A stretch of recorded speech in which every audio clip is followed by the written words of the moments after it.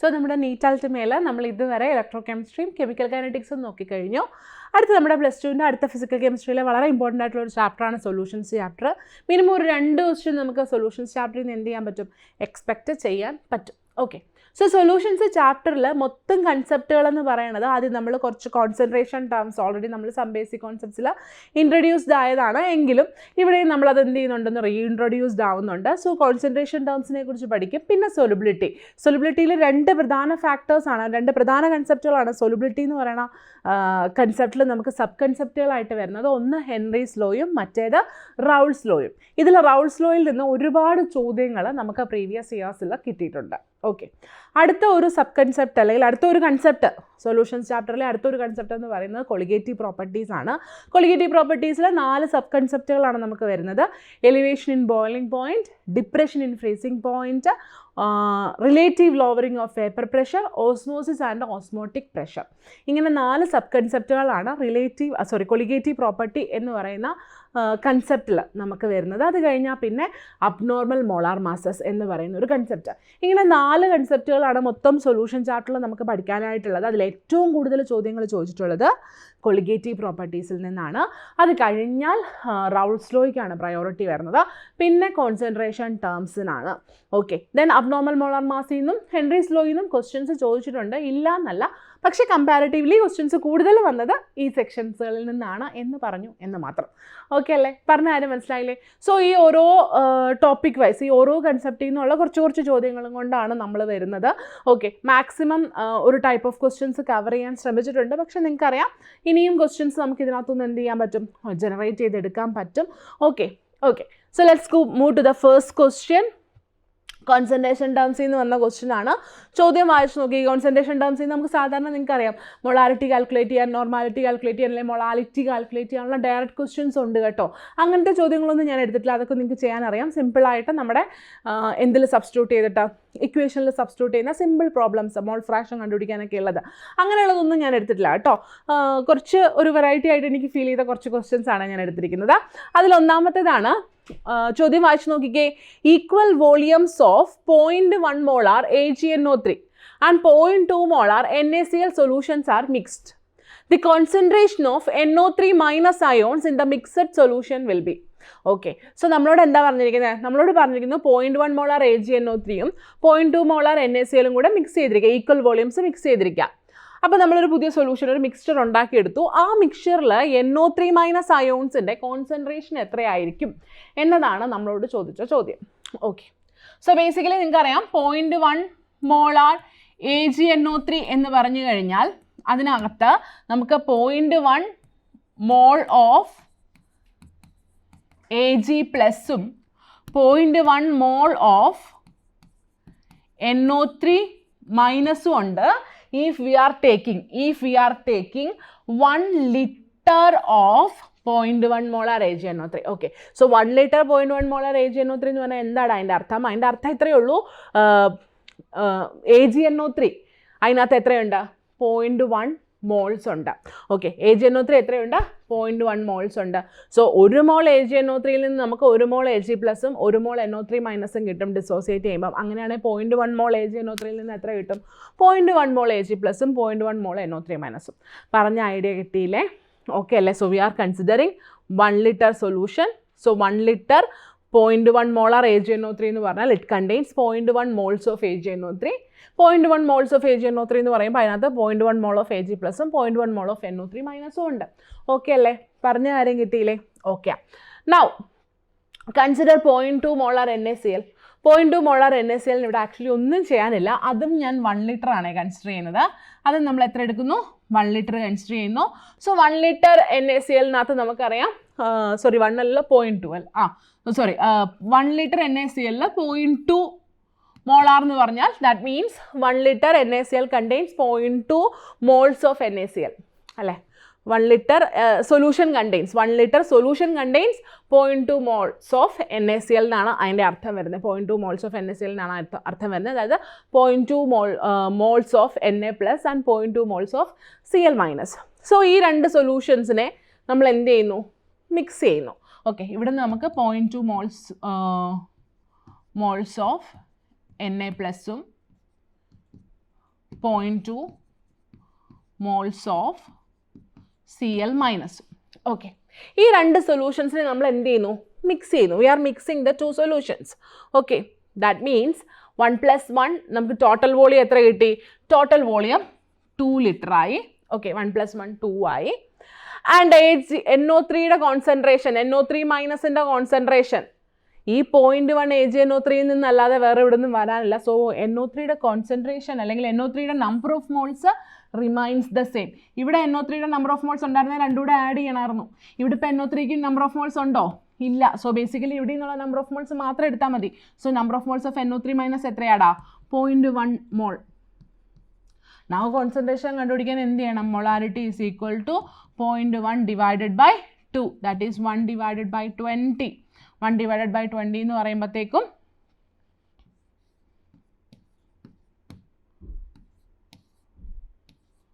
0.05 അല്ലേ? Yeah. Correct.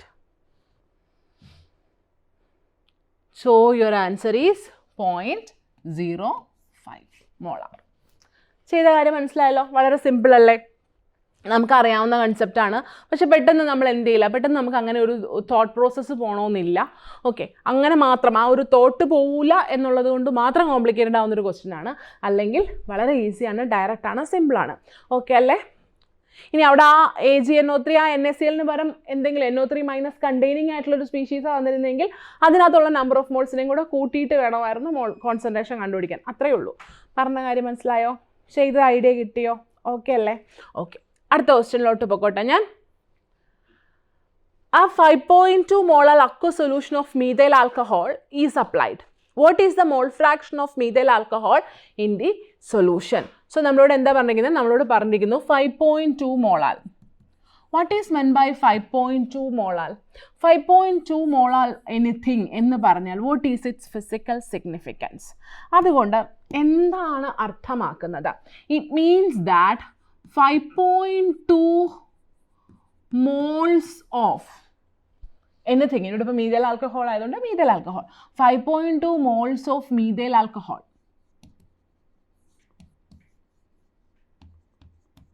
in 1 kilogram solvent.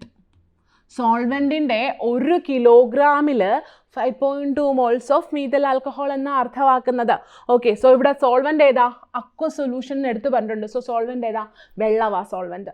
Okay, so 5.2 moles of methyl alcohol in 1 kilogram of solvent.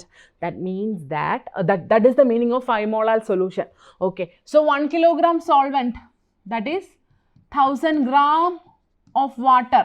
1000 gram of വാട്ടറിൻ്റെ number of moles നമുക്കറിയാം. 1000 divided by 18 ചെയ്യുമ്പം you will get 55.5 moles.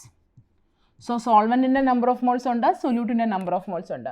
Mole fraction of സൊല്യൂട്ടാണ് കണ്ടുപിടിക്കേണ്ടത്. എന്ത് ചെയ്യണം?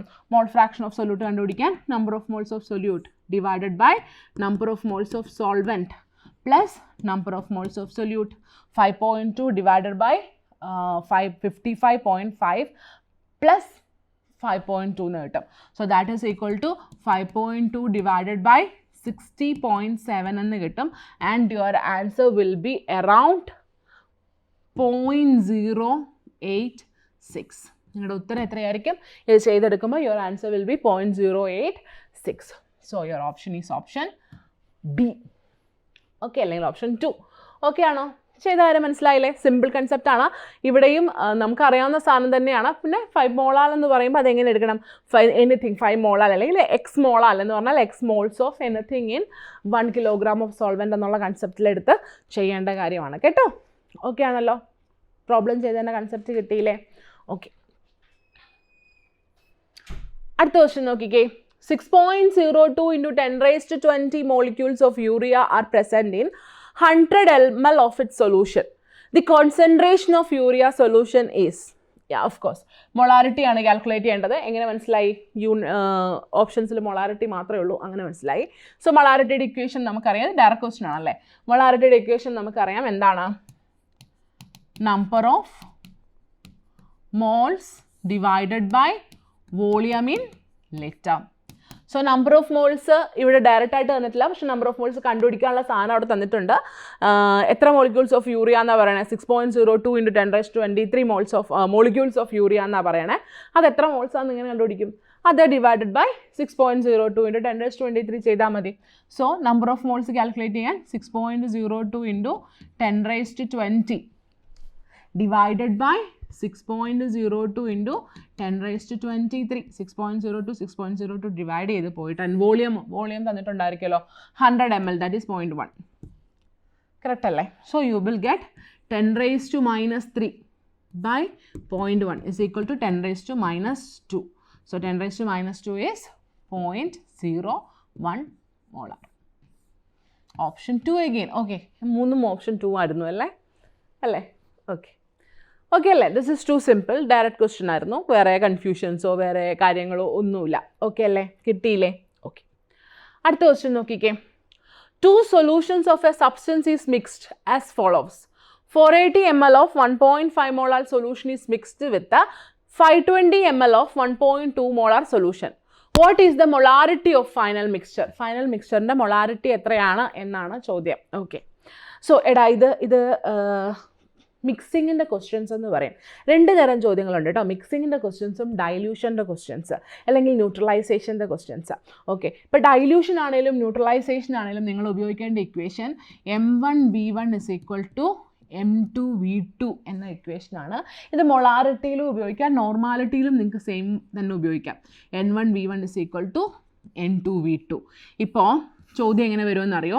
ഇത്ര amount of HCl neutralise ചെയ്യാൻ നിങ്ങൾക്ക് എത്ര എമൗണ്ട് NaOH വേണം എന്ന രീതി ചോദിക്കുമ്പോൾ, അല്ലെങ്കിൽ എന്താ പറയുക,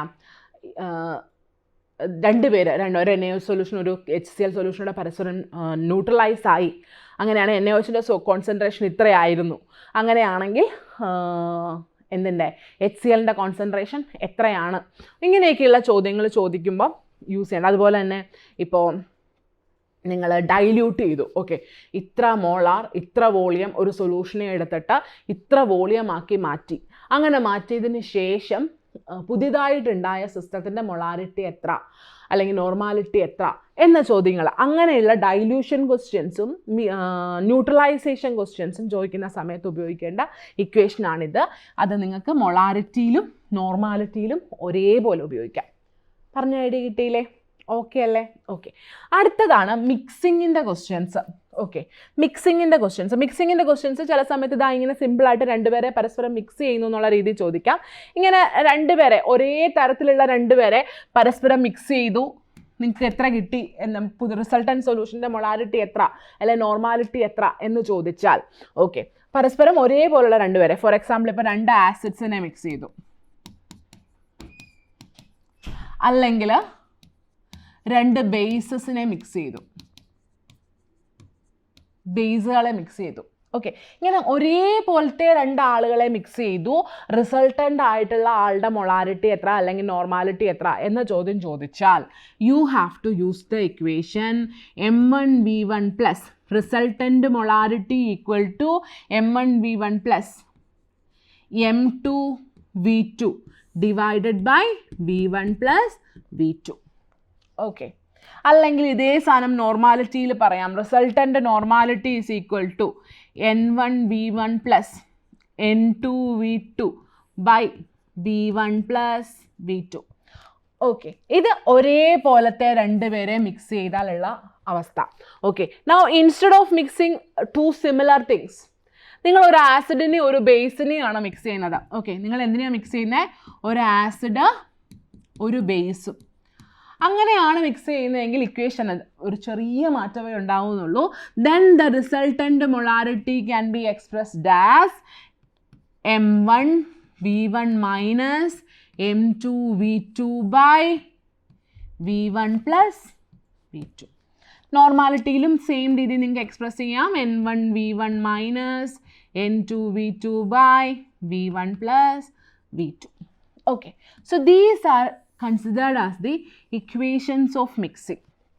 Okay, മിക്സിങ്ങിൻ്റെ ഇക്വേഷൻസ്, ഡൈല്യൂഷൻ്റെ ഇക്വേഷൻസ്, ഇത് രണ്ടും ബേസ് ചെയ്ത് നമ്മളോട് ചോദ്യം ചോദിക്കാറുണ്ട് കേട്ടോ. ഓക്കെ ആണല്ലോ? ഐഡിയ കിട്ടിയില്ലേ? Okay, now you think coming back to our question.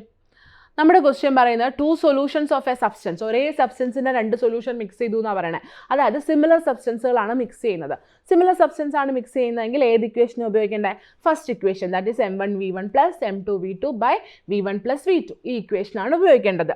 Okay അല്ലേ? ഓക്കെ, നോക്കിക്കേ, m1 എത്രയാണ്? 1.5 ഇൻറ്റു m1 ഇൻറ്റു v1. നിങ്ങൾ എന്ത് ചെയ്യേണ്ട ആവശ്യമില്ല, ml-നെ ലിറ്ററിലോട്ടൊന്നും കൺവേർട്ട് ചെയ്യേണ്ട ആവശ്യമൊന്നുമില്ല. കാരണം എന്താ? ദാ ഇവിടെ നോക്കിക്കേ, ഇവിടെ ഒരു എന്താ പറയുക, ഇവിടെ ഒരു യൂണിറ്റ് വരും, ഇവിടെ ഒരു യൂണിറ്റ് വരും, ഇവിടെ ഒരു യൂണിറ്റ് വരും. ഇതെല്ലാം കൂടെ പരസ്പരം എന്ത് ചെയ്തോളും? ക്യാൻസൽ ചെയ്തോളും. So you don't have to convert. നിങ്ങൾക്ക് അത് എന്ത് ചെയ്യേണ്ട ആവശ്യമില്ല, കൺവേർട്ട് ഒന്നും ചെയ്യേണ്ട ആവശ്യമില്ല. ഓക്കെ, സോ 480 ml-ലാണ് തന്നിരിക്കുന്നതെങ്കിൽ ml തന്നെ plus 1.2 into 520 divided by 520 plus 480. Okay, 520 plus 480 എന്ന് കിട്ടും. Okay, so when you solve this, ഞാനിത് സോൾവ് ചെയ്ത് കാണിക്കാനൊന്നും നിൽക്കുന്നില്ല, കണക്ക് ചെയ്യാൻ നിൽക്കുന്നില്ല. കണക്ക് ചെയ്ത് നിങ്ങൾ എടുക്കുവാണെങ്കിൽ 48 into 15 plus 12 into 52 എന്ന് വരും. ഓക്കെ, അത് രണ്ടും കൂടെ ചെയ്തെടുക്കുമ്പോൾ യു വിൽ ഗെറ്റ് 1344 എന്നാണ് കിട്ടുക. 1344 ഡിവൈഡഡ് ബൈ 1000. ഓക്കെ, ഇങ്ങനെയായിരിക്കും നിങ്ങൾക്ക് വരിക. And your final answer will B 1.344. നിങ്ങളുടെ ഫൈനൽ ആൻസർ എത്ര വരും? 1.344 എന്ന് വരും. ഓക്കെ, ഇവിടെ നമ്മുടെ ഓപ്ഷൻ 3. പറഞ്ഞത് മനസ്സിലായോ? ചെയ്തത് മനസ്സിലായോ? ഓക്കെ അല്ലേ?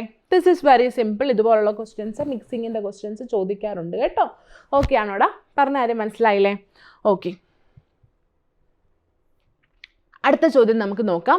അടുത്ത ചോദ്യം നമ്മുടെ ഹെൻറീസ് ലോ, സൊല്യൂബിലിറ്റി കൺസെപ്റ്റിലോട്ട് ഞാൻ പോവുകയാണ്. കോൺസെൻട്രേഷൻ ടേംസിൻ്റെ കുറച്ച് ക്വസ്റ്റ്യൻസ് ആണ് നമ്മൾ കണ്ടത്.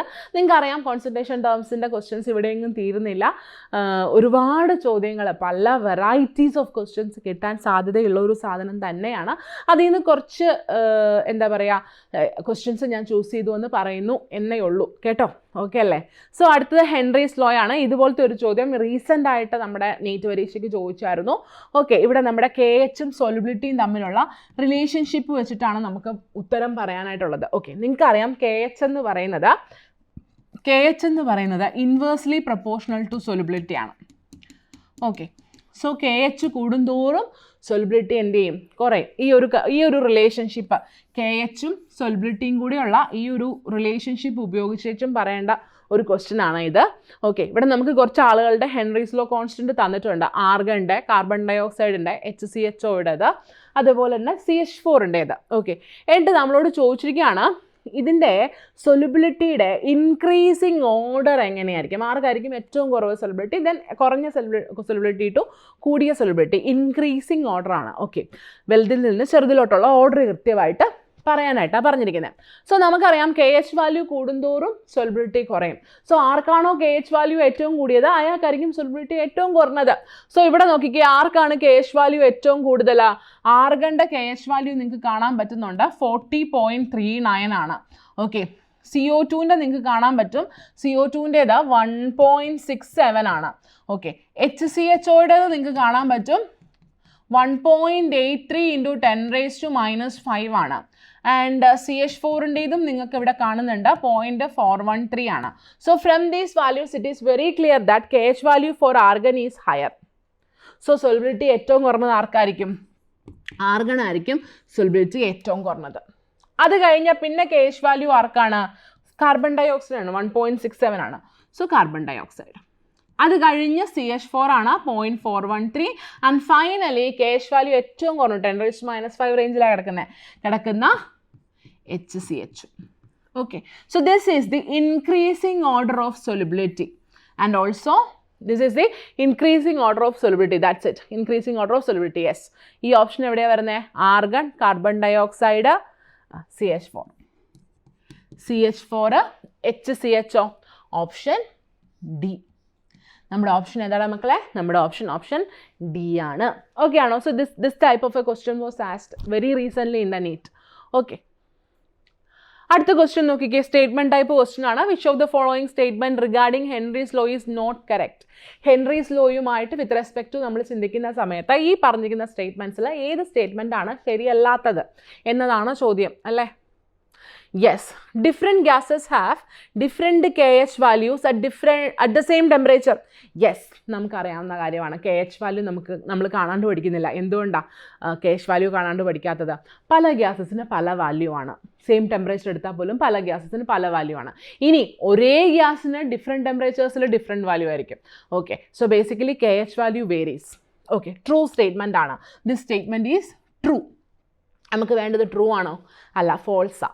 Okay, higher the value of KH at a given pressure, higher is the solubility of the gas. Yes, തെറ്റാണ് അല്ലേ?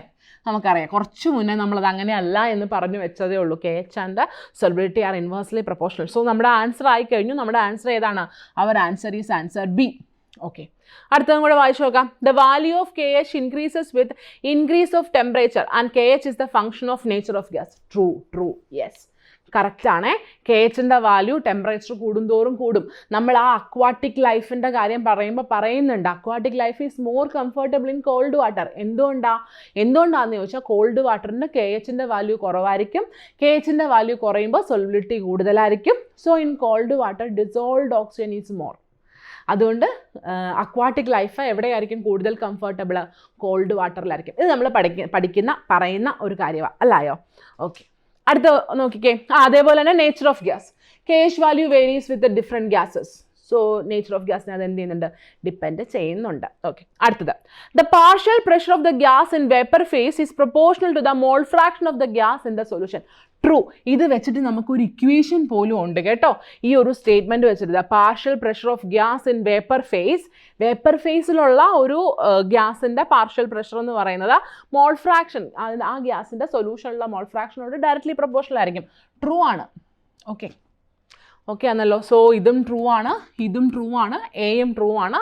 സോ ഫോൾസ് ആയിട്ട് വരുന്നത് ബി മാത്രം ആകുന്നു. Okay, so our answer is option B. അടുത്ത ക്വസ്റ്റ്യൻ നോക്കിക്കേ.